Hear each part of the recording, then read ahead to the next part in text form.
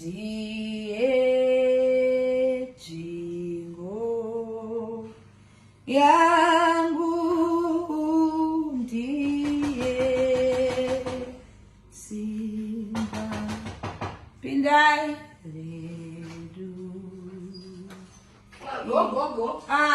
Mura. Nimekuwa kuti ngani? Eduti eseje na inganda kazi.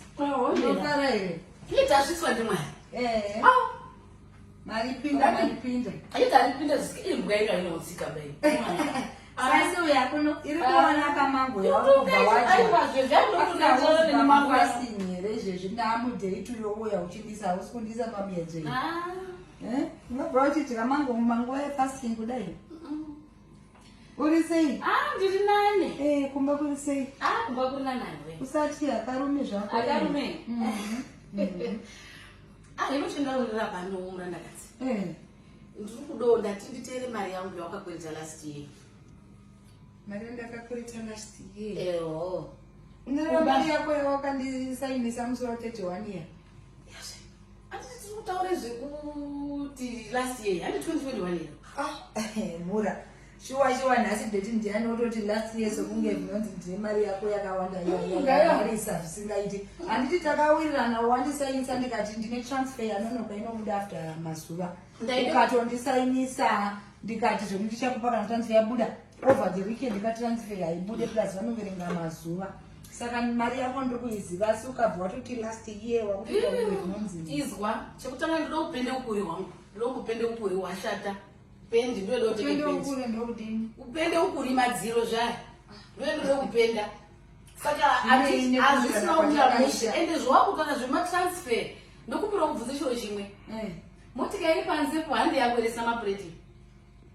Handi motika nyowanere.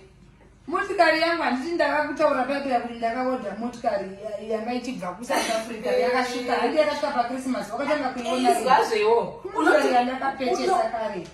Unoti watenge motika nyowani mwana wako musoro masoro ndakambona kuti nyama murwe nyama kudeni. Kwaza una nechiro iri mwana arufa saka ndotadza kudya nyama nekuti ndine chikwezi changu naimurandakaita. Aiwa handiti kuuya zvokuudza dambudziko rangu inyaya yekuti mari yacho papasina. Nyama yacho wakaiona saka ndaifanira kutadza kudya nyama. Handisi kubude muno ndisina mari yangu ndozvendakutokutaurisa. Saka nyaya kumbala nafa ngezuro mwana pakatenga nyama handidi kunyepera. Iyo unoti une motika nyowani nyama anarutingi kudende kune murwe nyama kudiso. Ndikati kuti unototadzana mari yangu. Zvinei necontract. Aiwa. Mari yangu ndikuida.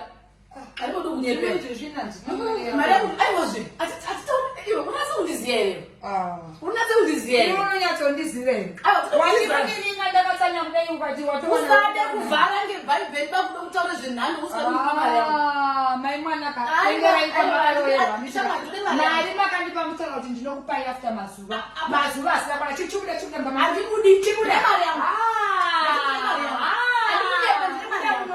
Abunde kuno. Waitera kuti ndemako. Ngapedza kupisa. Unoda kuti waitera kuti ndemako. Unofeza mbamangu.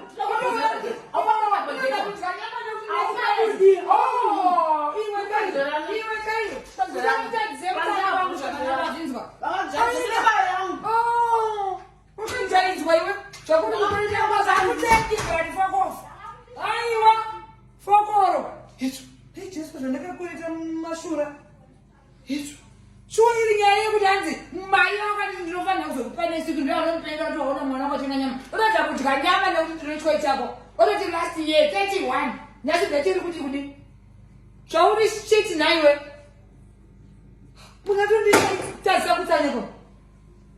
Ndipawo mvura nayo uchitenjetsanyira pakadai. Ndipawo mvura ndimwe. Ndatombureka mutsamini. Mashura